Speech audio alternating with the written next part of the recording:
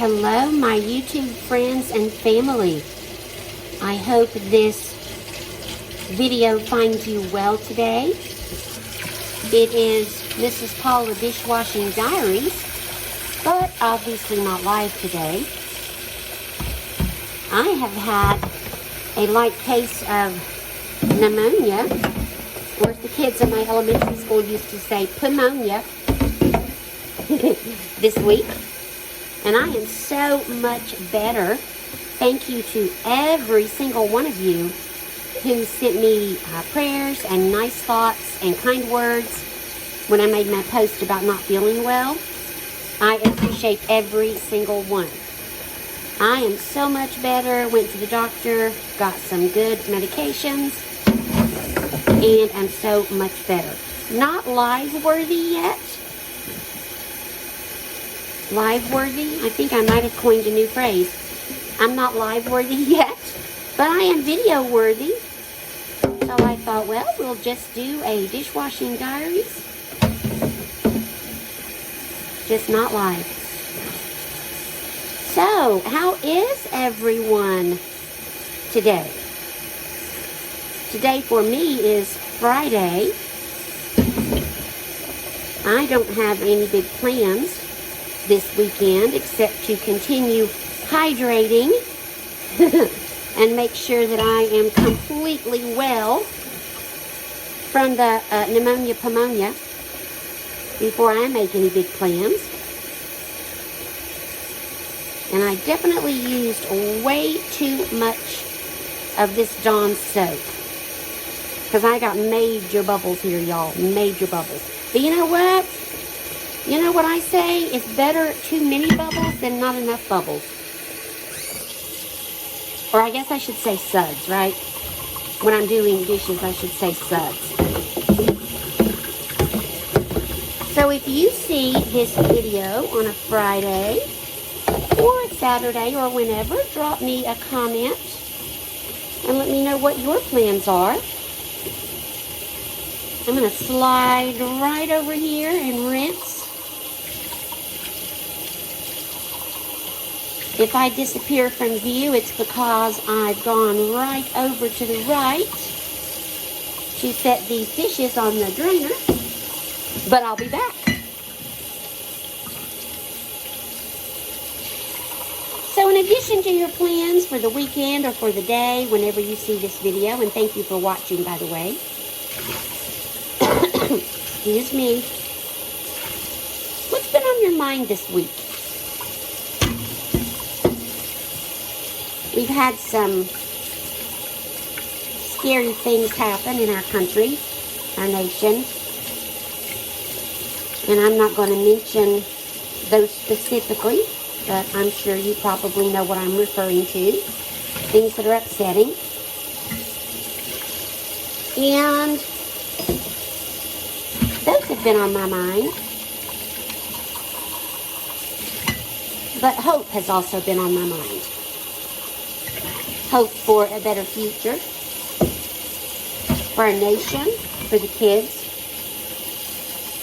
the teens who are growing up in our nation. When I think of hope, one of the, well, God and Jesus Christ is the first thing that comes to my mind because I'm a Christian. The first person that comes to my mind is Fred Rogers.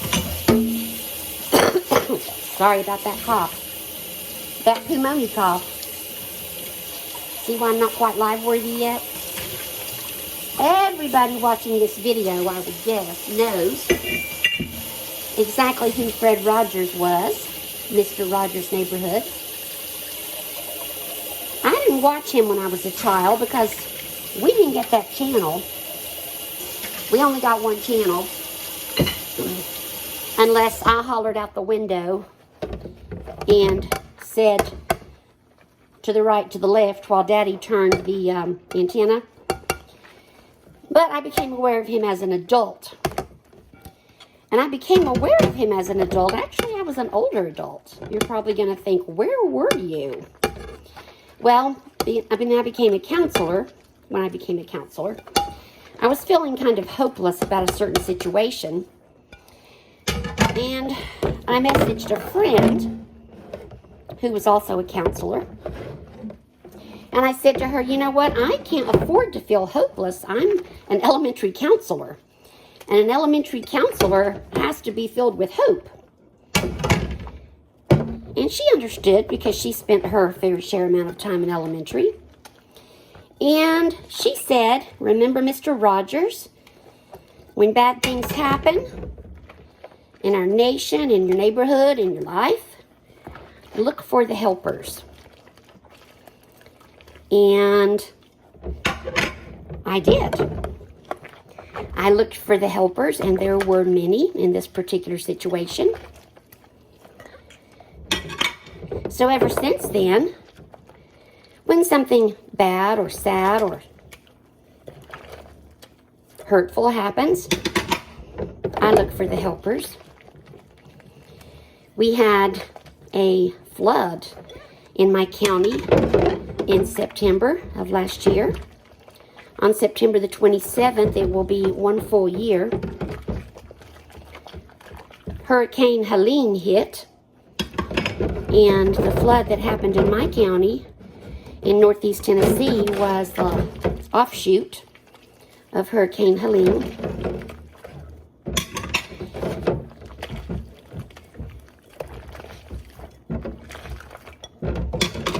Western North Carolina was hit. Lots of places were hit, but I'm thinking specifically, those close to me. And it was a hard time for a lot of people here in my county. We lost 1 life. 60 people lost their homes. I guess that's on my mind because the 1-year anniversary is coming up. But I immediately saw helpers getting into action, y'all. Oops, hold on.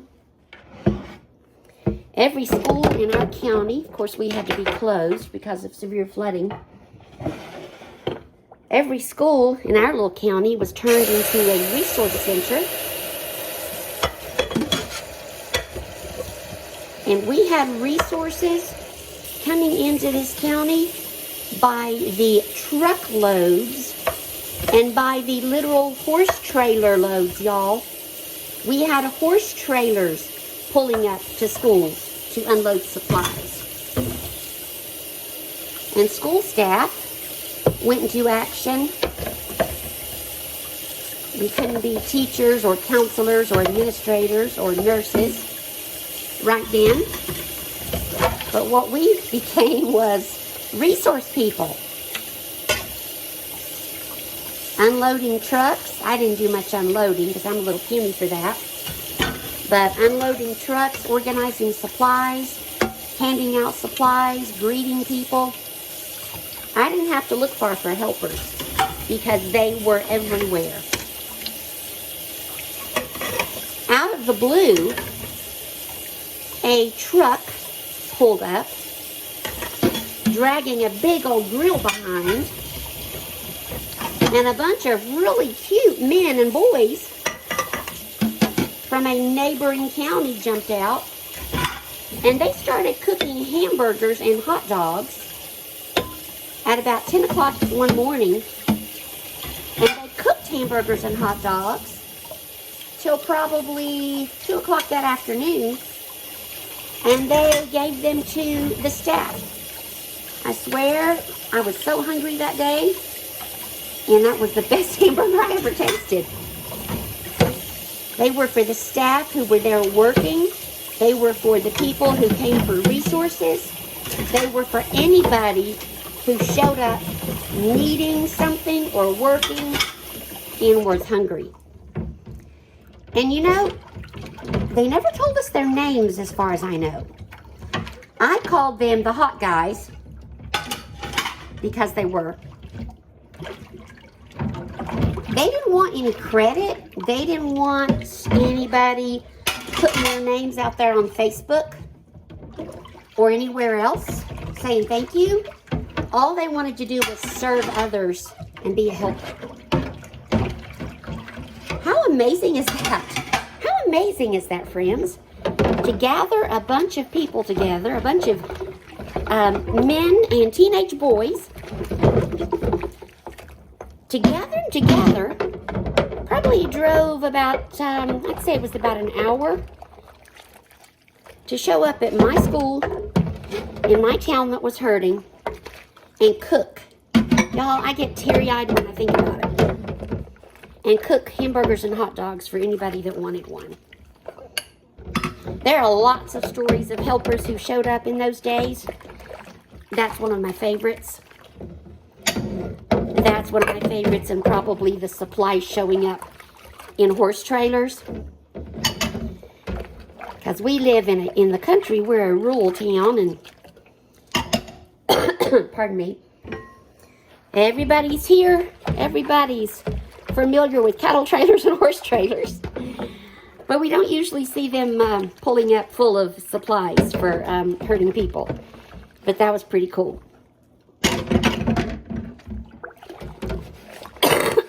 Pardon that terrible cough.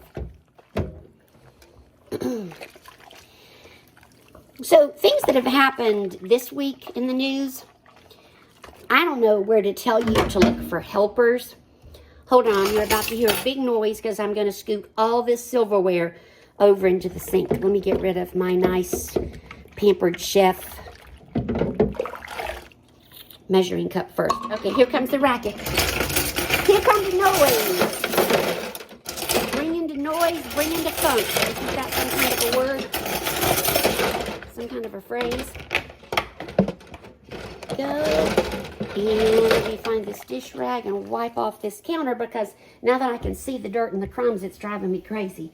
I'll be right back. Talk amongst yourselves.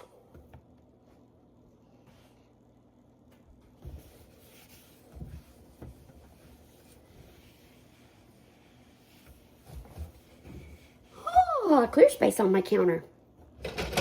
What was I talking about? Oh, I don't know where to tell you to look for the helpers with the tragic things that happened this week, or you may be even thinking of last week. I don't know where to tell you to look for the helpers, but I know they're out there. You know why I know that? Because helpers are always out there. Just like the helpers who showed up in my county and brought in more toilet paper and paper towels and shampoo and toothpaste and dishwashing liquid and laundry soap than I've ever seen in my life. Just like those helpers, I know there's always helpers out there. Some people help in a very quiet way. They don't look for any, they don't even look for gratitude, y'all. They don't look for anything except they want to serve. So help me think, where could those helpers be? People comforting hurting families.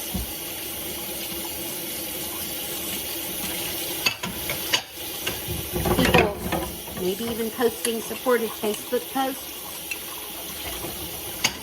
There's a lot of garbage on social media, but there's also a lot of good. I mean, look at YouTube. Yes, there's a lot of nasties on YouTube. I had my share of trolls back in the day. I think they've all lost interest in me. Whoop, whoop, whoop, whoop, which is a good thing.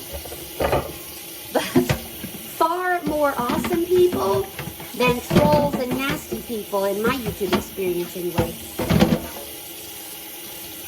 So, where else do you look for helpers when sad things happen on a national level?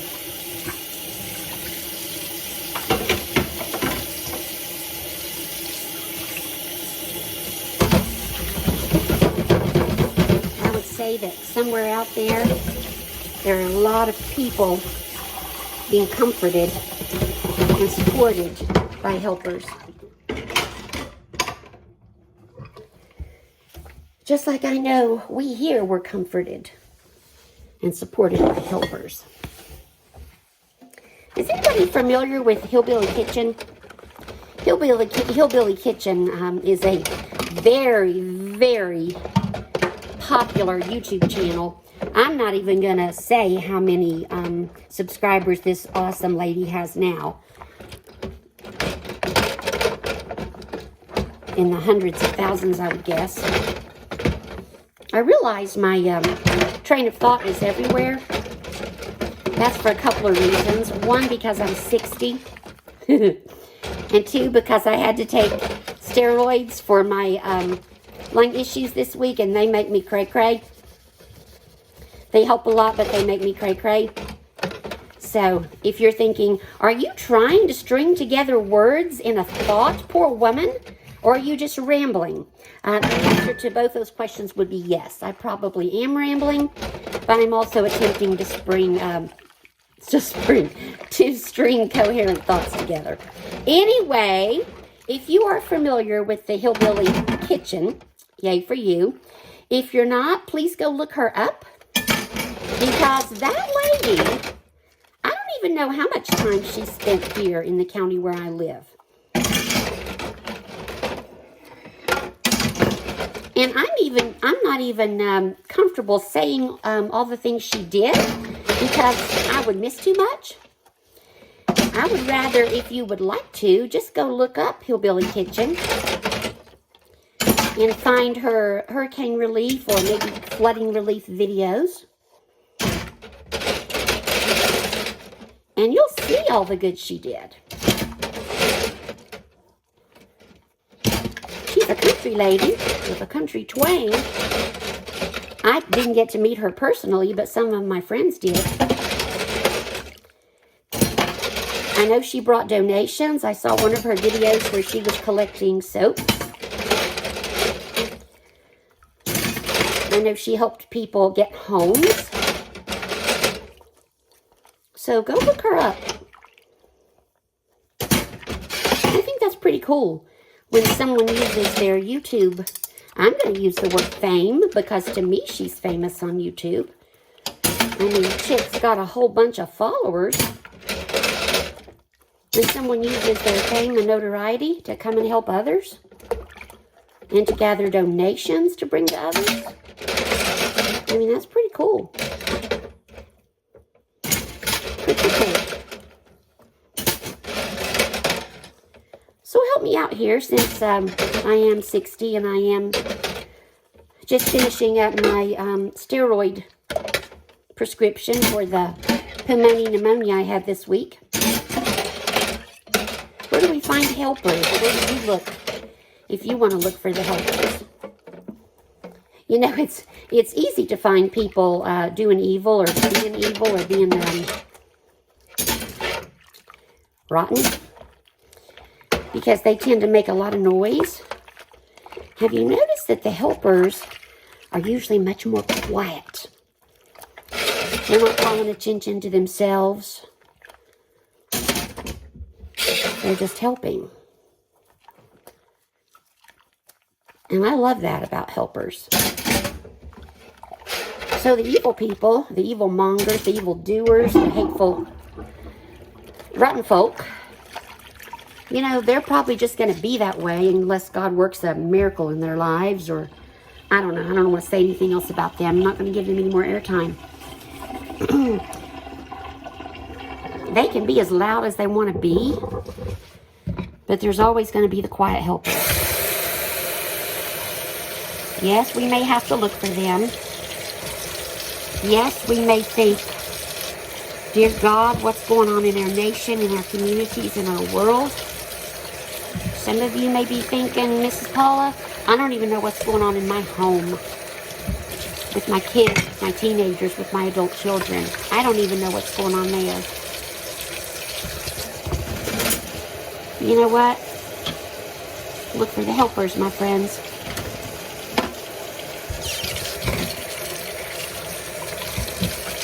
Whether you find those helpers in a church where kind people should abound, if kind people don't abound in your church, that's not my business, but if I were you, I'd go find another church. because kind people are supposed to abound in church, people.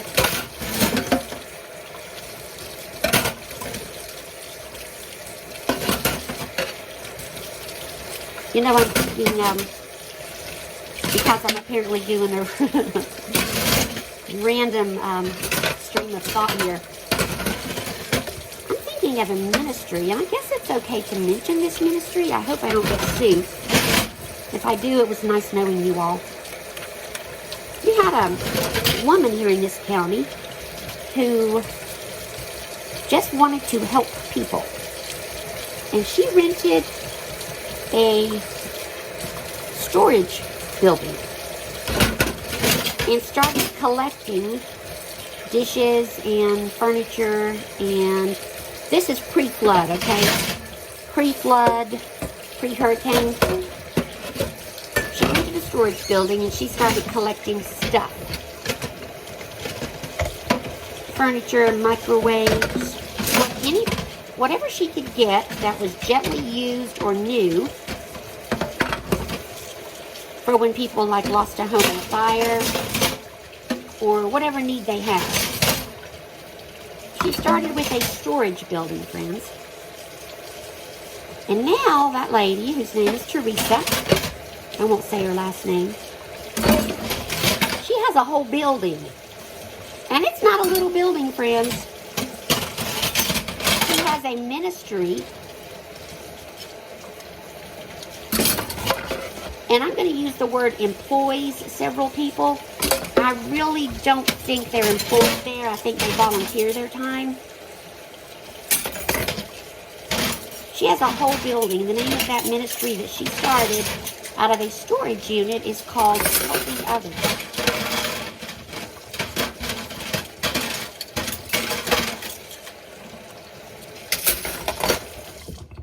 She started before the flood, but she was instrumental, her and her group, during the flood, after the flood, in getting supplies to people, in getting meals to people, friends. Hot, nourishing meals for people who were working or just hungry. Think for a minute about what a comfort that must have been to people who had lost a home. They knew they could go there and get a hot meal. Men and women out working across the county to help other people could go there and get a hot meal. A hot meal, in my opinion, would be a huge comfort. Maybe that comes from being raised in the South among little Southern Baptist church women. And if you know anything at all about the South and little Southern Baptist church women, you know the first thing they do is in any crisis is start cooking. They did back in the day. I'm talking about back in the day, I guess, when my mother was alive and active. But I think that's still the case today. And I guess I feel that a hot meal is such a comfort because of the little Southern Baptist church ladies that would start cooking in any crisis. Sister so-and-so's passed, put on a pot of soup. I'm not making fun, but I swear that's the way it seemed when I was a kid. Fry up the chicken. That family's going to need food. Get out your pans, ladies, and make the homemade yeast rolls. And my mother, who I'm very proud of, she's been passed for several years now. Her yeast rolls, y'all, they could fill you up. They could comfort you. In her senior years, and yes, I know I'm rambling. If you're still here, God bless you. If you had to leave because you couldn't take it, honey, I understand. In her later years, when she could do less physically, she could still outwork me any day of the week. God knows that. If someone in her church or her community lost a loved one, she made a big pan of her homemade yeast rolls and got her strawberry jam out of the freezer and went to that home and served hot yeast rolls and butter and homemade freezer jam. So you talk about a comfort. So a hot meal is a comfort.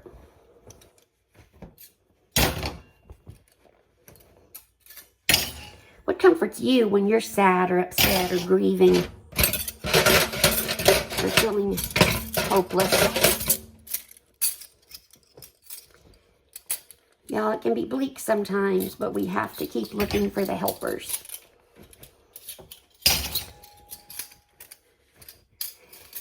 And we have to keep being helpers.